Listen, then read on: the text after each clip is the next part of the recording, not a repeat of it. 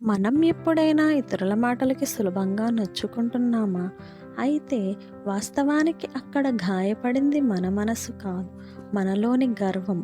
అవును, సులభంగా హర్ట్ అయిపోయే వ్యక్తి దేవుని యుద్ధంలో ఎప్పటికీ పోరాడలేడు.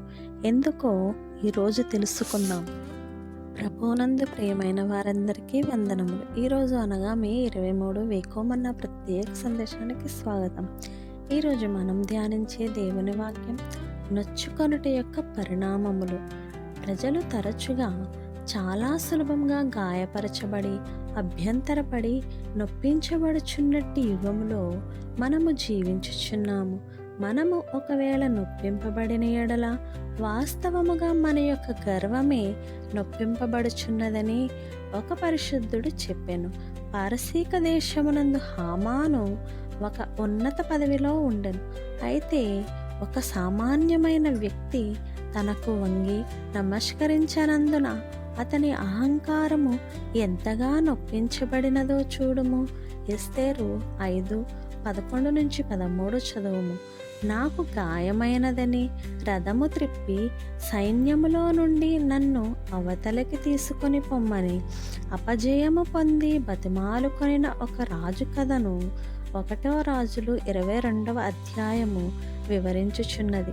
అవును, గాయపరచబడిన వ్యక్తి ఇక మానక ప్రభువు యొక్క యుద్ధములను జరిగించలేడు.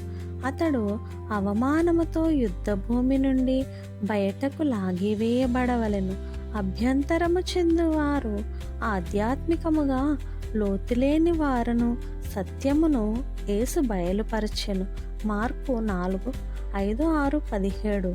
అది మనతో ఏమైనాను మాట్లాడుచున్నదా? మనలో ఆధ్యాత్మిక లోతు గలదా?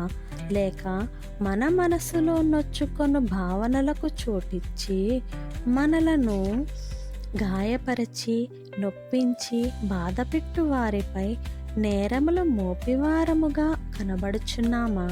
మనము క్రీస్తు యొక్క మంచి సైనికులముగా ఉండుటకు పిలువబడి ఉన్నాము. 2 తిమోతి 2:3. మనము నిత్య జీవము చేపట్టు నిమిత్తము పాపము, ప్రధానులు, అధికారులు, ప్రస్తుత అంధకార సంబంధులకు లోకనాథులు, ఆకాశమండలమందున్న దురాత్మల సమూహములకు విరోధముగా పోరాడునట్టి ఒక మంచి పోరాటము మనకున్నది. కావున యుద్ధభూమిలో నొచ్చుకొనకుండునట్లుగా జాగ్రత్త పడదెముగాక. కాబట్టి దేవుని బిడ్డలారా, మనం క్రీస్తు యొక్క మంచి సైనికులుగా ఉండటానికి పిలువబడ్డాం. లోకంలో మనల్ని ఎందరో గాయపరచవచ్చు, నొప్పించవచ్చు. కానీ వాటన్నిటికీ నొచ్చుకొని యుద్ధభూమి నుండి వెనక్కి వెళ్ళిపోదామా?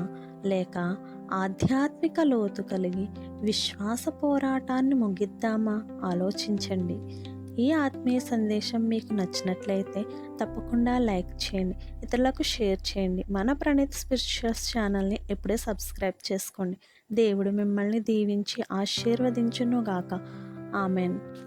రేపటి వేకువమన్న సందేశంతో మళ్ళీ కలుసుకుందాం. God bless you. ఆమెన్.